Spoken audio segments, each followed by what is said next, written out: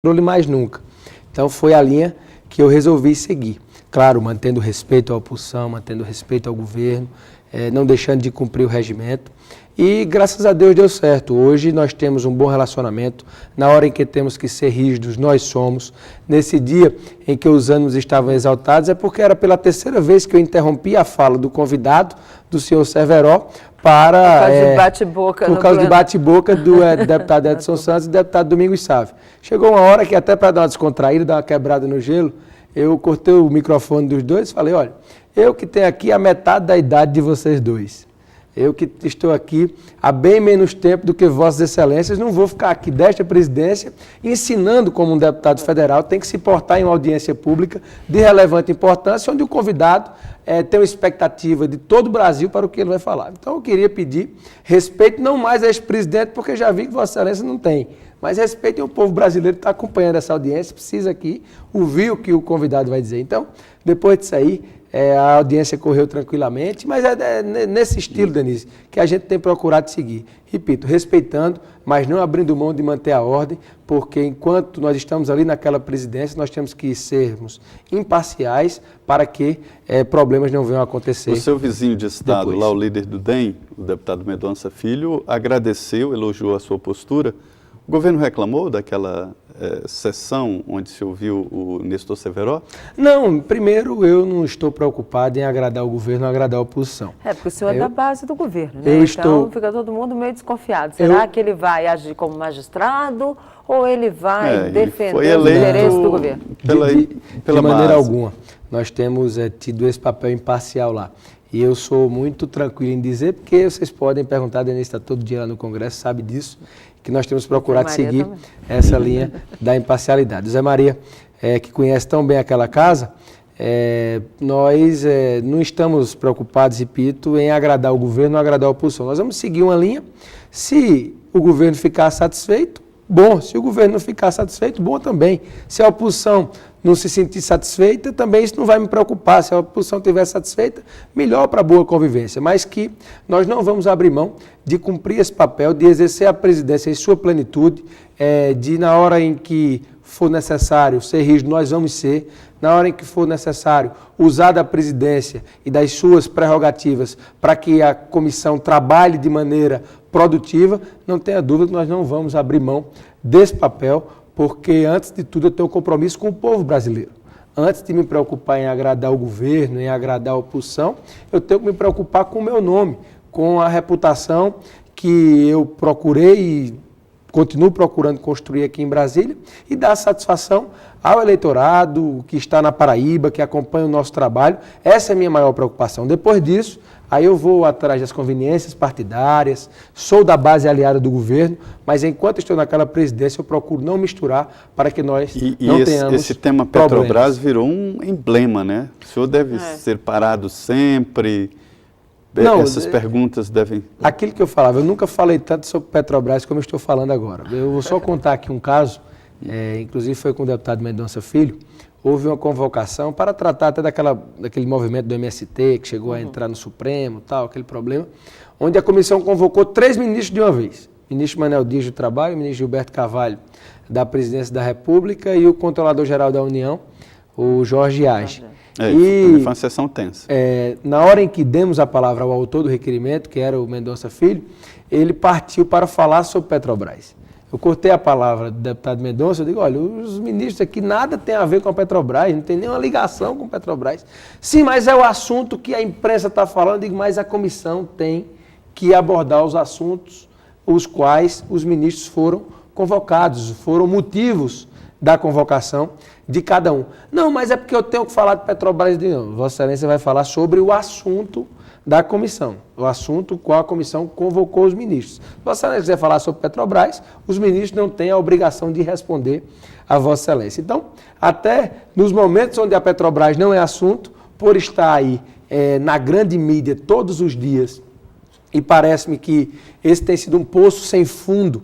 A imprensa cada dia descobre uma coisa nova, surge uma denúncia, surge um problema.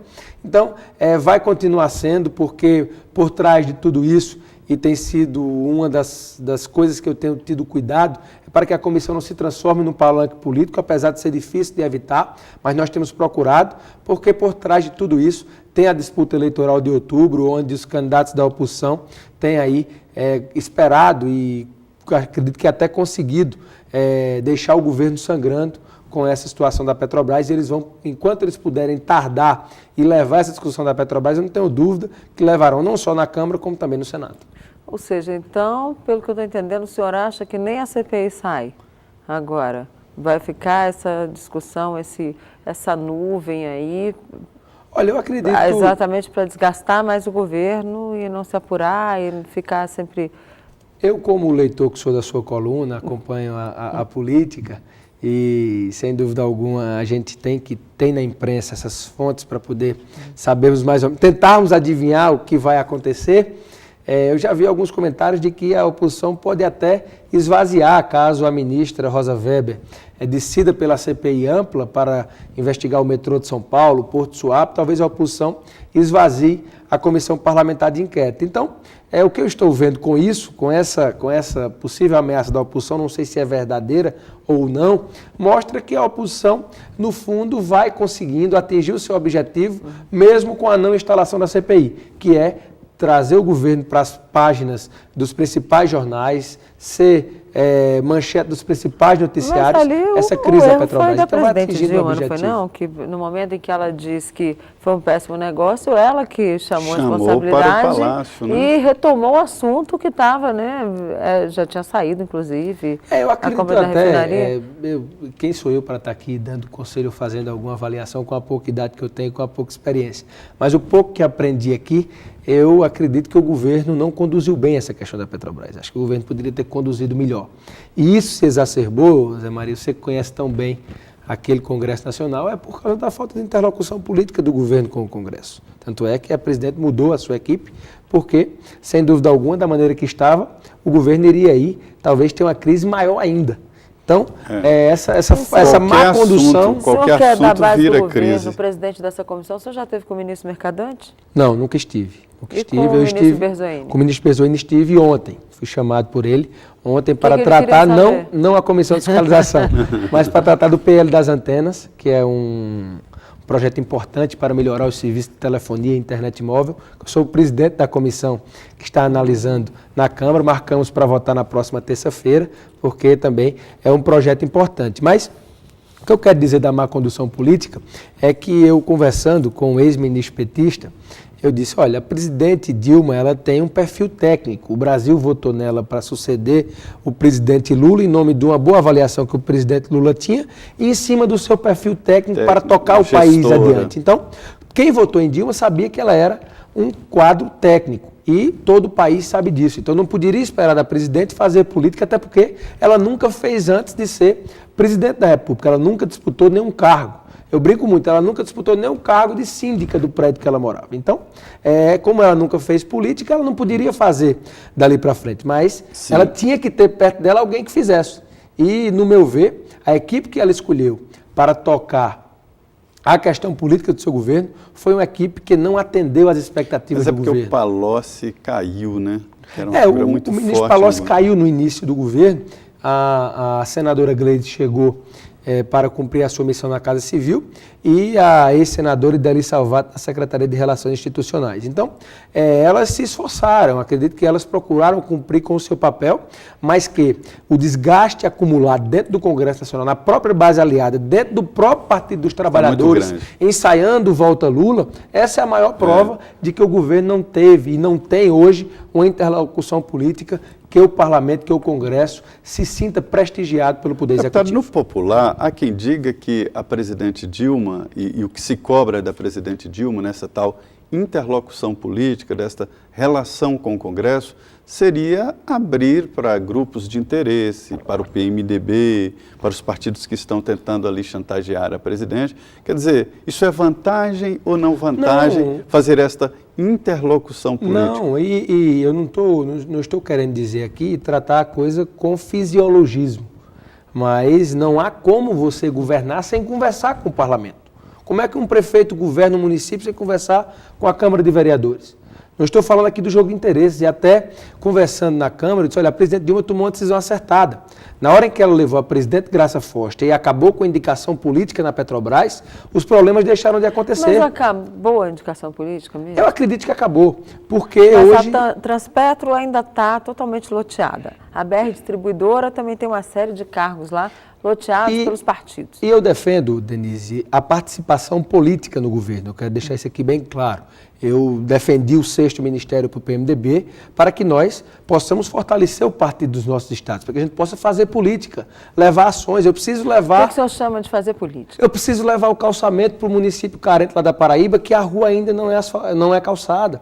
Eu preciso levar o abastecimento de água para comunidades rurais no interior do estado que não tem água nas torneiras. Mas isso não é obrigação do governo? É obrigação, mas quem leva é o deputado. O deputado, a emenda do deputado chega aonde a lente do governo não enxerga. O nosso vereador, que está lá no distrito, a 500 quilômetros da capital, é quem chega ao deputado e diz, olha, deputado, nós precisamos de uma praça aqui, porque as crianças, os idosos não têm para onde ir à noite no nosso município. É o vereador, é o líder comunitário que chega ao deputado no final de semana, quando nós estamos andando, e diz, olha, o nosso sonho aqui é uma quadra poliesportiva para que as crianças possam praticar esportes, porque inúmeras localidades no país não tem. Então, é dessa forma que eu defendo a participação política no governo. Agora, tem um viés para que, por exemplo, empresas como a Petrobras, a Eletrobras, que infelizmente está aí passando por dificuldades diante da crise elétrica, energética que o país vive. Eu acho que essas estatais, empresas, principalmente como a Petrobras, de capital aberto, que tem uma magnitude e uma importância muito grande para o país, eu defendo que sejam os cargos preenchidos com critérios técnicos, para que só assim seja feita a política de resultados. É a mesma coisa. A Petrobras, para uma região produtora de petróleo, é isso que você está falando, é o calçamento da rua. Não é. A Petrobras é uma empresa que visa o lucro. Ela não pode ter outro viés e outro sentido, senão é o lucro, a produtividade. Mas ela é muito importante para os municípios. Não, sem dúvida alguma. Ela é importante para o município que ela explora o petróleo na arrecadação de impostos, como é em Campos, no Rio de Janeiro. Tem uma arrecadação aí bilionária anual. Deputado, tanto é que nós estamos lutando para a divisão igualitária dos royalties do petróleo para corrigirmos essas irregularidades. Então, o que eu quero dizer é que quando se trata de empresa, Zé Maria, ela tem que ser tratada como empresa privada, que lide e lute pela produtividade, que aumente ali o seu lucro a cada ano, para que os valores das ações eles venham a estar aumentando a cada ano, para que a empresa represente, na verdade, para os seus acionistas, já que ela é de capital aberto, e para o governo, seja um símbolo da autoestima, do desenvolvimento, do crescimento do país. Quando eu falo que a Petrobras precisa voltar a ser o que era, é que a Petrobras precisa voltar, e nós torcemos, para que ela volte a valer os 500 bilhões que ela já valeu. O senhor Horácio tem uma pergunta aqui interessante. Não precisava ser estatal? Não, quando eu falo do lucro, é porque ela é uma empresa público-privada. Ela não pode ter um critério político. Por exemplo, a Petrobras não pode ser hoje um critério político, como a presidente Dilma vem usando, e tem sido o principal fator ela não querer ter aumentado o preço do combustível no ano passado. Vai ter que aumentar de todo jeito, porque senão a empresa vai quebrar. Então a Petrobras não poderia estar sendo usada como instrumento político. Mas ela não pode quebrar a Petrobras então, para se reeleger. Pelo que o senhor está dizendo, se a presidente Dilma acabou com as indicações políticas, então isso significa que o presidente Lula usou a empresa politicamente? Não, eu não estou dizendo que o presidente Lula usou, é que as indicações políticas elas aconteceram. Como aconteceram no governo. Inclusive. O PMDB tinha diretoria internacional antes de ser federal. Mas nem tudo que o PMDB faz eu posso concordar, mesmo sendo membro do partido. O que eu quero dizer é que essas indicações políticas a essas empresas que têm um viés de estar no mercado disputando, a Petrobras disputa com gigantes do mundo inteiro. Então a Petrobras não pode estar aí sofrendo o que vem sofrendo para que a presidente Dilma ou qualquer outro político se reeleja, tenha um mandato. Acho que ela teria um ganho muito maior se a Petrobras tivesse o valor que tinha antes, se ela tivesse vindo mostrar ao povo brasileiro que ela não podia quebrar a Petrobras para tentar se reeleger. Não estou dizendo aqui que ela vai quebrar, estou dizendo que decisões políticas que interferem na performance da empresa, elas são muito maléficas, na minha opinião. O senhor defende a privatização da Petrobras? O fim de monopólio? Não Tem uma pergunta interessante aqui de Emílio, lá do Rio de Janeiro. Ele quer saber, por uma questão de sigilo de mercado, a lei da transparência não alcança as empresas públicas como a Petrobras. Terá que mudar? Olha, o TCU já acompanha as ações da Petrobras. Mas ali, porque na verdade a Petrobras muitas vezes se recusa também, né? As contas não são abertas como contas de ministérios, de municípios, como aí até ao entrar no portal da transparência você pode acompanhar, porque ela é uma empresa que visa estratégias de mercado em que não pode haver também ali o escancaramento de todas as ações da Petrobras, mas que o TCU e a CGU têm sim acompanhado de perto. Inclusive na conversa que tive com a presidente Graça Foster, ela me disse, olha presidente, eu tenho tido aqui o TCU constantemente dentro da Petrobras.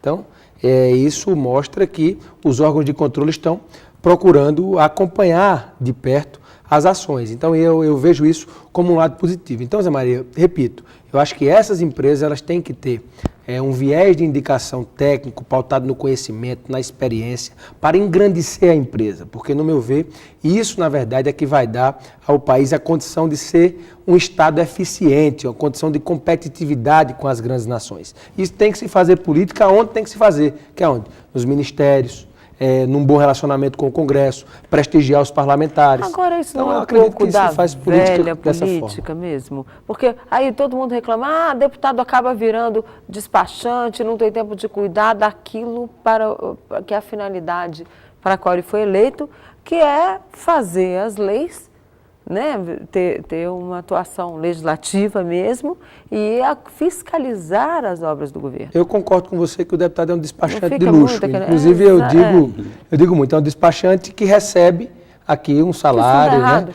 Não, eu só vou começar a concordar com você que isso está errado quando o Estado brasileiro conseguir dar saúde de qualidade a todos os brasileiros, educação de qualidade, projetos de infraestrutura, projetos sociais, aí o deputado não vai ter mais a necessidade de estar todo dia garimpando os ministérios, como eu passo. Estou aqui fazendo um relato da minha vida. Eu, no ano passado, no último dia do ano, no dia 31 de dezembro, eu cheguei na Paraíba para passar o Réveillon com minha família às 7 da noite do dia 31, porque estava aqui até a última hora tentando empenhar recursos para os meus prefeitos, para os municípios onde eu tenho atuação política. Deu certo? Deu certo. Algumas coisas conseguimos empenhar, porque ali, sempre no final do ano, a gente chama aquela rapa do tacho para tentar atender os municípios. Então, eu acho que o deputado tem que deixar, e aí, repetindo, vou concordar com você, tem que deixar de ser esse despachante a partir do momento que o Estado brasileiro seja um Estado eficiente e que não dependa mais das nossas emendas, que são ali um pingo d'água no oceano, mas que para quem está na ponta, quem está me assistindo agora no momento, sabe a importância do deputado carreando recursos para mudar a realidade, principalmente do Estado pobre, como é o meu, a Paraíba. O senhor sente assim, o desgaste? O senhor percebe o desgaste do Congresso e da atividade política, Davi? Olha, sem dúvida, acho que a atividade política no Brasil passa por uma transformação constante. A última vez que a população foi às ruas foi para pedir a redemocratização. Agora a população está indo às ruas porque encontrou a forma certa de escolher os seus representantes, mas agora ela quer, na verdade, mudar e exigir desses representantes uma mudança no seu comportamento. As instituições, elas precisam mudar. E eu acredito, Denise, que essa mudança, ela começa por uma reforma. Todo mundo fala, reforma agrária, reforma tributária. Ela vai nascer da reforma política, quando nós pudermos aí evoluir para um método transparente de eleições, de escolhas dos seus candidatos, escolhas dos seus representantes, e aí termos uma autonomia maior dos poderes, o legislativo, que hoje muitas vezes é substituído pelas decisões do judiciário, porque o legislativo hoje é refém, infelizmente, tanto do executivo como de outras decisões. Então, essa reforma política, no meu ver, ela é o berço, ela é o nascedouro realmente dessa mudança de comportamento para que a população tenha o seu pedido, o seu objetivo atendido. Acredito que as manifestações irão voltar para que já a partir desse ano a nova legislatura que irá chegar à Câmara dos Deputados, que irá chegar ao Senado, às assembleias, os governadores, eles terão que ter um cuidado ainda maior em respeito à população que foi às ruas pedir esta mudança. Elira Leste, não diz de onde quer saber, qual o impacto de uma eleição, ela é de Alessandro, São Paulo, qual o impacto de uma eleição presidencial para o Legislativo? Há um engessamento do Congresso? Quer saber, Alessandro, São Paulo? Olha, uma das coisas que a reforma política tem que fazer e que é consenso na casa é acabarmos com essa eleição de 2 em 2 anos. Isso é um prejuízo muito grande para o país. Esse engessamento, o Congresso, a partir de junho, já vai parar, porque nós vamos ter um evento que irá antecipar ainda mais esse período em que a Casa, infelizmente, não irá produzir da maneira que produziria se não tivéssemos eleição e Copa do Mundo. Então, ali de junho até o final de outubro, nós vamos aí voltar em novembro, porque tem segundo turno, tá? A Casa não funciona, porque está todo mundo nos estados cuidando das eleições. Mas você me pergunta, Hugo, é porque é eleição de deputado? Não, na eleição de prefeito o Congresso parou também. Então, agora nessa eleição, as câmaras municipais vão parar nas cidades, os prefeitos vão deixar de administrar para dar voto aos seus deputados, e na eleição municipal os deputados deixam de trabalhar para poder ir pedir voto para os seus prefeitos. Então, essa unificação ela tem que acontecer para que esse tempo de engessamento seja menor e as administrações, tanto desde o Poder Público Federal até o Municipal, elas possam eu acho que o único acordo produzindo. geral aí nessa reforma política é a mudança da data de posse, né? 1º de janeiro, posse não é uma coisa boa, ninguém... É discutível os convidados e tal. Parece que esta é a única parte consenso. A questão da unificação das eleições eu vejo como um consenso e o fim das coligações proporcionais, porque hoje, infelizmente, existe aí nessas conjunturas, na formalização de coligações nos estados, nos municípios, no plano federal, diante do grande volume de partidos, na verdade, essas coligações proporcionais que hoje são possíveis, elas, no meu ver, elas não contribuem em nada. A população não quer mais partido político, a população quer, na verdade, político que atenda aquilo que ela anseia, aquilo que ela sonha. Nós já temos partidos políticos demais. Se cria partido quase que todo ano. Agora é uma janela para poder deputado mudar de partido. Então, eu acho que tem que acabar com isso. Já existem partidos por demais, eu acho até que tem que diminuir. Então, o fim dessas coligações proporcionais, com certeza, culminarão para que só continue aqueles partidos que têm a representatividade no Congresso, que, sem dúvida alguma, é uma das coisas que a população cobra de nós. Bom, deputado, nós vamos pedir mais um intervalo. Eu e Zé Maria Trindade, já ia falando, Leandro Mazzini, que hoje não pôde estar aqui conosco. Nós estamos hoje, o presidente da Comissão de Fiscalização e Controle da Câmara dos Deputados, Hugo Mota. Você ainda pode mandar as suas perguntas para 0 operadora 17 3355 8432 ou para o e-mail frenteafrente@redevida.com.br ou ainda para o meu Twitter, que aparece aí no rodapé da sua telinha. Voltamos já. Tá bom,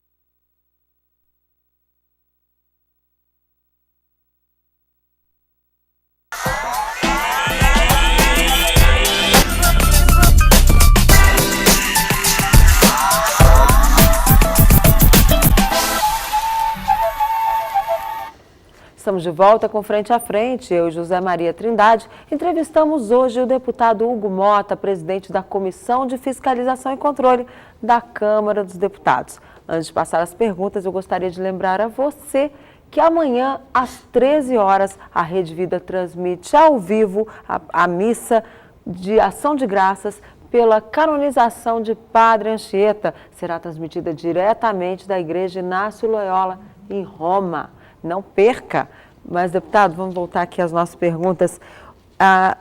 Aqui de Macaé, Pina, de Maricá RJ, quer saber se o senhor acredita no rompimento do PT com o PMDB, uma vez que os dois partidos andam aí meio que às turras. Teve esse problema no Rio de Janeiro, onde o PT insiste em lançar o senador Lindbergh ao governo do Estado, né? E tem a candidatura também de Luiz Fernando Pezão. Como é que o senhor vê essa relação entre os dois partidos? Olha, o PMDB, desde a última eleição, sempre em alguns estados, diante da conjuntura local, já não caminhou com a eleição da presidente Dilma, mesmo tendo o vice-presidente Michel Temer na chapa. Eu, particularmente, defendo a manutenção da aliança, até porque entendo que o PMDB tem um papel importante. Nós estamos no governo até então, nós não temos hoje motivo para seguir outro caminho. Eu entendo dessa forma, porque fazemos parte do governo Dilma, mesmo que em alguns momentos insatisfeitos, mas entendo que a presidente nesse momento reúne as melhores condições para tocar o Brasil adiante, mas que nós vamos ter sim, acredito que ainda maior, justamente voltando para a falta, Zé Maria, de prestígio político que o parlamento tem tido, nós vamos ter aí um maior número de estados que não caminharão para a reeleição da presidente Dilma. E eu tenho conversado com companheiros, já existem aí estados declarados, como a Bahia, que irá acompanhar o PSDB, o Rio Grande do Sul, que irá acompanhar o PSB, o Rio de Janeiro, uma grande parcela já vai caminhar com o PSDB, e aí diversos estados, o Ceará poderá caminhar aí com o PSDB. Então, nós temos no Pernambuco, que vai caminhar com o Eduardo Campos, com o PSB. Deputado, eu queria separar aqui, são duas opções, né? Uma, o senhor está dizendo que uma grande parte do PMDB não vai apoiar a presidente Dilma na reeleição. Não vai, a reeleição. E quanto à possibilidade da aliança, o senhor acha que está garantida a aliança? Olha, eu não posso dizer que está garantida, porque quem vai decidir é a convenção. Sim, mas os votos já estão mais ou menos calculados. A tendência é a repetição da aliança. Agora Hoje, o senhor falou em insatisfação. Repete-se a aliança tranquilamente e dificuldade de apoio, né? A preço de hoje. Então, o senhor falou em insatisfação. Qual é a insatisfação do PMDB hoje? Olha, a insatisfação é que o PMDB não se sente representado, principalmente o PMDB da Câmara, nas ações do governo federal. Os deputados, Denise, gostam de afago. Nós não queremos nada demais. O que a gente quer você tem diversos programas do governo federal. Vou dar um exemplo, programa de entrega de máquinas aos municípios. Por exemplo, no Nordeste é muito forte isso. Então, o ministro vai lá para Paraíba entregar, ele não liga para os deputados da base. Nós temos que descobrir... Para sair na foto, para levar junto, para sair na foto, para estar em contato com o prefeito, porque isso é fazer política. Nós que temos uma realidade... Carrega a máquina. Então, o deputado não quer dizer que é ele que está levando a máquina, não. O deputado quer participar junto com o governo, Já até porque... aconteceu de entregar uma obra, por exemplo, de uma emenda de um deputado e o deputado não ser chamado, o autor da emenda não ser chamado? Não, porque isso é mais difícil, porque a gente coloca a emenda direto para o município. Então, é o prefeito que inaugura. Geralmente, as obras do governo federal que chegam aos municípios, elas são levadas pelos deputados federais. Então, geralmente, há um contato e uma correlação política com esse prefeito e geralmente a gente está presente em todas essas inaugurações. Então, essa insatisfação se dá justamente, eu estou dando aqui um exemplo, a questão aqui de Brasília, por exemplo, você pede uma audiência com o ministro, que o ministro não tem outra função a não ser estar ali atendendo os pleitos, seja da sociedade civil organizada, de um setor produtivo, mas ele não pode deixar de atender o parlamento. O senhor tem dificuldades para agendar? Dificilmente, eu vou responder a você, dificilmente um deputado vai ao ministério pedir alguma coisa individualmente para ele ou para uma pessoa dele. O deputado, quando sai do seu gabinete para ir, ou ele vai pedir recurso, ou ele vai pedir alguma ação que culmine com um benefício na ponta